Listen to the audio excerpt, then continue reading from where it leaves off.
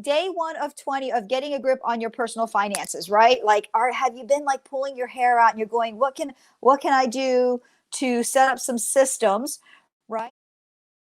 So anyway, here you go.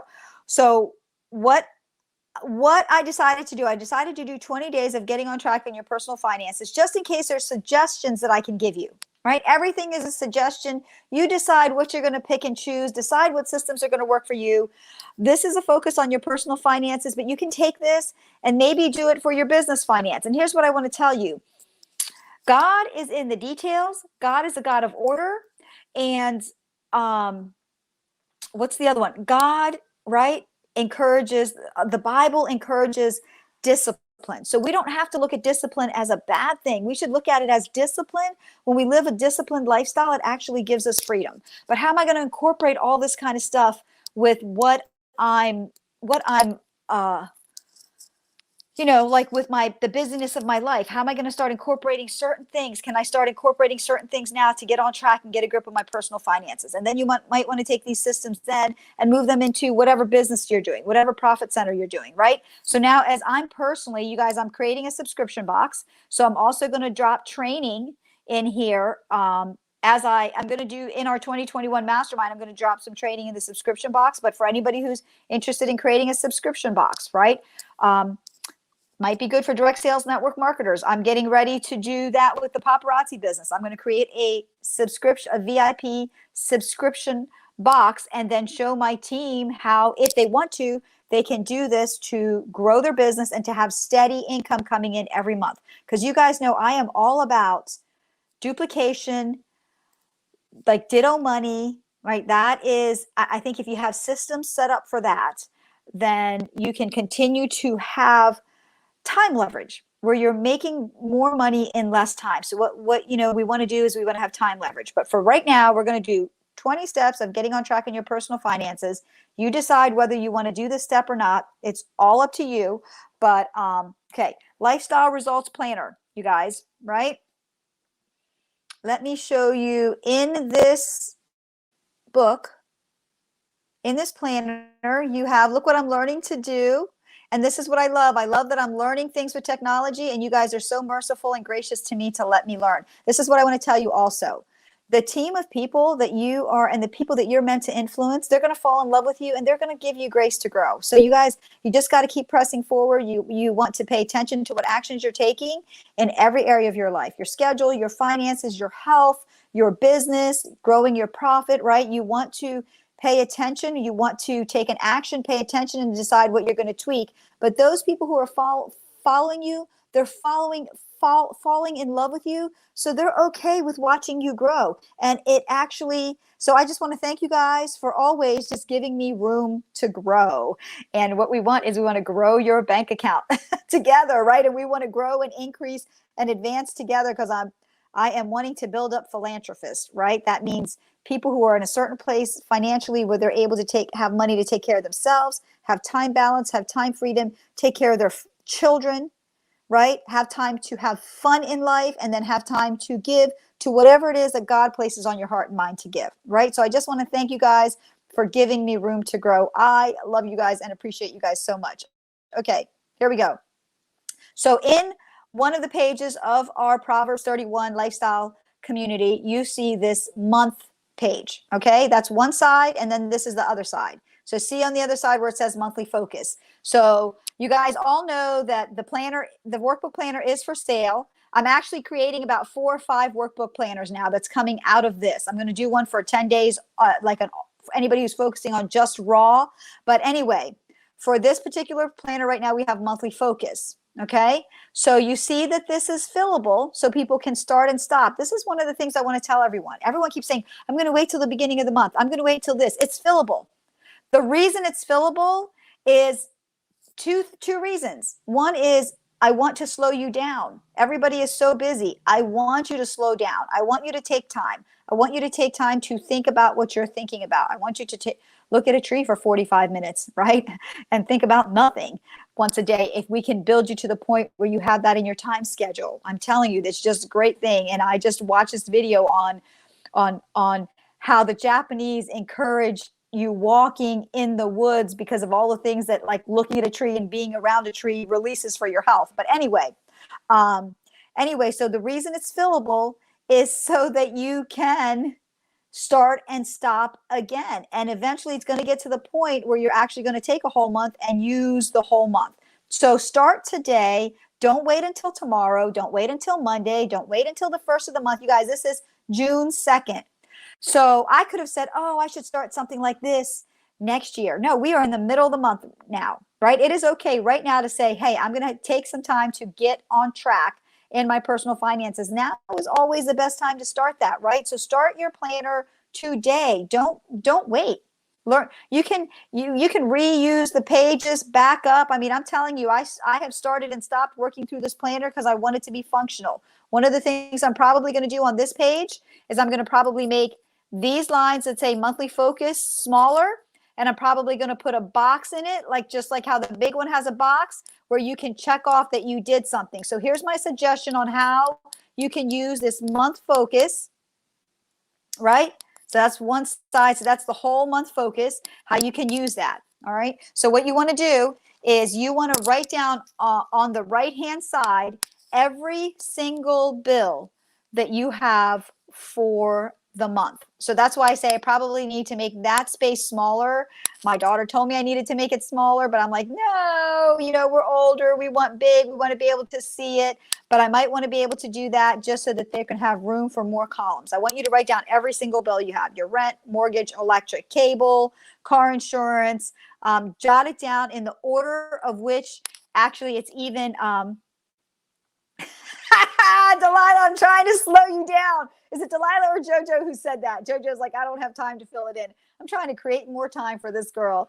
She gets so busy. And then she's like, Terry, got so overwhelmed. I had to go look at a tree for 45 minutes. But you want to do that once a week so you don't get to overwhelm, right? We're trying to get you to the place where you don't get to overwhelm and you move out of chaos. Move out of chaos from a place to busyness. Some of you guys think you're just busy, but you're in chaos.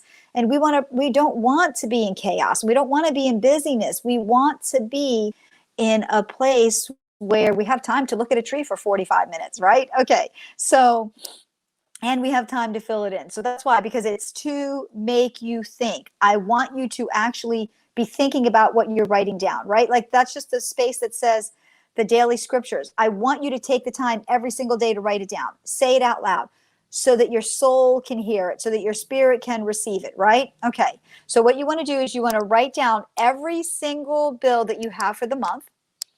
And then in the big space of the planner, in the dates. So let's say your rent or your mortgage is due on the first of the month. So on the planner part, oops, where are we at here?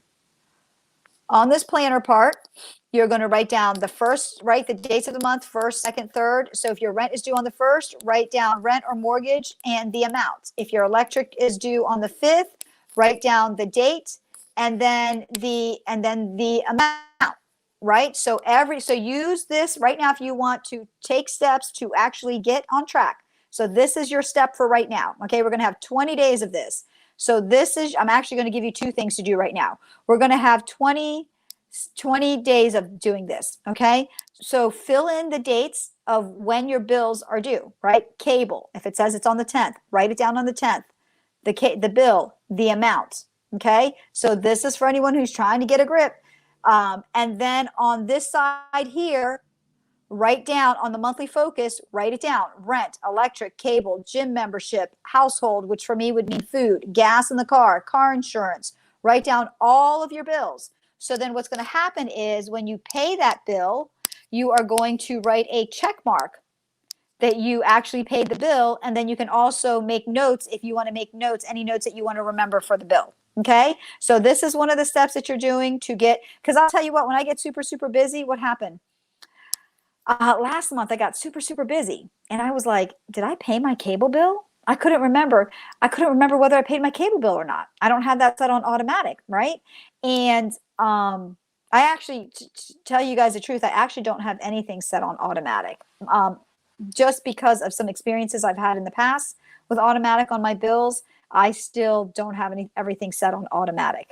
I mean, I have a lot of things set on automatic, but not everything. Like I don't like my cell phone bill and my cable bill to be on automatic, because those are bills that can change. I mean, Steve and I went sometimes where we had a $200 cell phone bill, and it was on automatic, and they charged me like $450, and it took me like 3 months to figure out what was happening and get them to back charge me. And I'm going to tell you what, that's okay for me because we were okay financially. But for somebody who's not okay financially, automatic doesn't work on every single thing, right? Okay. So write down on the right-hand side every single bill that you have. So then when you pay it, you check it off that you paid it, right? So your next step.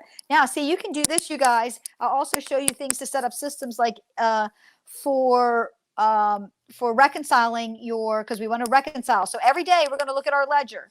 Every day we're going to look at our ledger. In the workbook planner, you have an account ledger. Okay, you should start taking an account. Like you should start writing down your finances on the ledger, right? So every day we might want to talk about that one of those days. Okay, your next step is get yourself a 3-ring binder. Okay, and on the 3-ring binder, maybe you could do numbers or whatever, but I have one that has letters A, B, C, D, E, F, G, A to Z.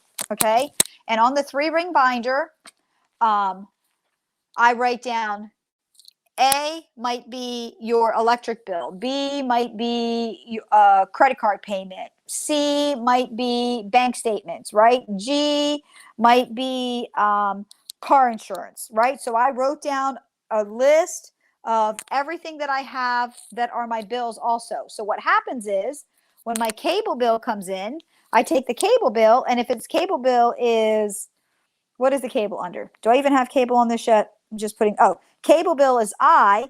When the cable bill comes in, I'm going to take the cable bill. I'm going to take my 3-ring binder. I'm going to punch a hole in it, and I'm going to stick the cable bill underneath I. And now I have notes of when I paid the bill, how much I paid the bill, that sort of thing. Okay, so this system is designed for somebody who is trying to get a grip on their personal finances. You feel like you're lost. You don't know why. You're never going to doubt whether you paid a bill or not because you're actually going to track it. So this is something that you can do for your personal, right? Now, this personally is something that I do every time I start to set up a new profit center also. Okay, once you start doing this with your personal, and here's what I want to tell you. If you are like struggling with getting things on track in your personal, sometimes you have to slow down. Sometimes you have to slow down and get these systems into place. Okay, the other thing is if you're in this group, one of the things that you want to do is you want to train your kids in the way that they should go. So early on, you should start your kids on a system like this. All right. Maybe you have people on your team who need to understand how to do things with finances. Early on, you need to start someone on a system like this where they're looking at it every day. I mean, I talk sometimes to my adult children. I'm like, every day and every week, are you looking at your ledger and are you having a big snapshot of what your finances look like? And so if you have a system like this and you start to set up a profit center, right? Now I can have a system like this and say, okay, for example, with my financial coaching, with this coaching group, you guys, there are certain fees that come with this, right? You know, when do those fees come out? When are those things automatic? So I can set up different systems and I can track, but I want to be careful about talking about business because I want you guys to be doing this in your personal, right? And once you get a grip on doing this in your personal, your mind will begin to expand on what you can do for your business, so that you can set your business up in a way where it's constantly producing a profit. And with our personal, our goal is to get to the point where we are growing our bank account, decreasing unhealthy debt, increasing our ability to give more, increasing our passive income and our net worth, right? And growing our income. Okay. And so when we have something in our life that's out of order, and if you guys are tracking everything, you would know the last couple months. If you're tracking everything, you would know the last couple months gas prices went up. Okay. Steve drives an hour to and from work. So for me, that's why I notice a huge jump. Our gas bill actually went up. I think it was $250 a month more for the last 2 months. Okay. Now, why do I recognize that? Because I have systems in place to track it. That's okay. What are we going to do now? We're going to adjust. But for somebody who isn't tracking their finances and they're feeling lost, now this could actually, so I'm just like, hey, will gas prices, I think I did that post that said, will gas prices doubling cause you to get off track in your finances and maybe cause you to mess up your savings account for your investments, right? So if you're in a place where you're trying to save for your investments, maybe you're trying to save $500 a month so that you can, this is a suggestion for everybody, set a goal, right? We're doing the 52 week saving challenge that's also starting this week. And so with that challenge, um, it is saving every single week, but eventually I'm going to tell you, maybe your goal, maybe you're trying to save $10 a week. Maybe you're trying to save $20 a week, $50 a week, but maybe you can get to the point where you can save $500 a month. And if you're interested in somebody who's interested in real estate investing, save $500 a month with the intent of using that to grow your net worth through real estate investing. Okay. And so yeah, so if you didn't recognize that gas prices went up, but here's what I'm saying is if somebody's not tracking their expenses and gas prices went up and maybe your bill now, maybe you're on a really, really tight budget and all of a sudden you feel like you're falling behind in the last couple months and you don't know why because you're living paycheck to paycheck. So the reason that you're falling behind is because gas prices went up, but you don't know that. So what's happening now is husbands and wives start to argue more because they're thinking, what are you doing with the money? Well, what are you doing with the money? And the truth is no one knows what's happening with the money because you're not tracking it. And then it just messes up your marriage. It just messes up your marriage because you're just like, where's all the money going? And you didn't even realize that the cost of living went up, you guys. And so this is another reason why we want to increase our finances, because a paycheck cannot keep up with inflation.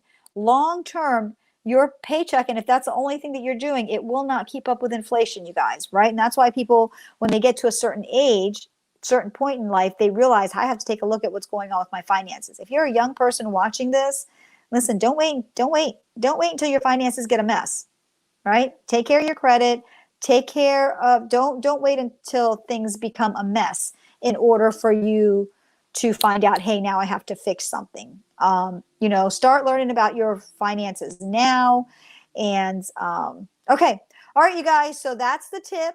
Do that. Tomorrow we're going to talk about what your next thing is. It's going to seem elementary and it's going to seem simple, but if people are putting in place these little tips, they're not going to struggle financially. But we want to do more than get out of the struggle. We want to advance. We want our bank account to grow. We want to decrease unhealthy debt. And what we say about that is, now when we're decreasing unhealthy debt, our budget is set up in a way where we no longer incur any more unhealthy debt, right? We want to grow our bank account, grow our income, and grow our passive income.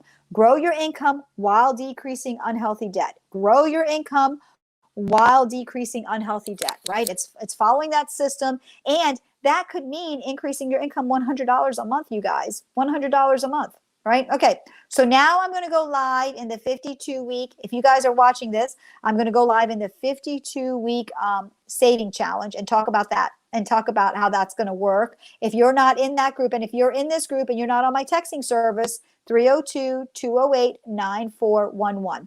And if you are in the 52-week, listen, what are you guys going to do with somebody? Once we have 52 people, minimum of 52, I can do a maximum of 104. Once 52 people save and do the steps that we're doing in the challenge consistently for 52 weeks, I will give away $1,300. Somebody's going to win $1,300, you guys. So this is going to be a lot of fun. You might be like, oh, I don't know if I want in the challenge. Maybe you don't need the money. I'm actually thinking of a couple people in this group, right? I'm going to call out a name, Megan. Maybe Megan's like, Megan has a great heart. She's always like, oh, I'll let somebody else take that spot. But I know that Megan has a whole bunch of funds that I know that she has some nonprofits that is near and dear to her heart. So Megan, if you did the challenge and you win the $1,300, well, you can just donate the money to the nonprofit, right? So you guys also, anyway, I'm going to go into that group right now. If you're not in that group, I'll drop the link in here also. in case anybody's not in that group and you want to decide that you want to do the 50-week, 2-week saving challenge with us, right? All right, you guys. So I will see you 20 days this month talking about, 20 days of like, let's take some action to stop pulling our hair out. And oops, and that's my time frame, because when I drop this in the video, I can only have 30 minutes. Love you guys. Mwah.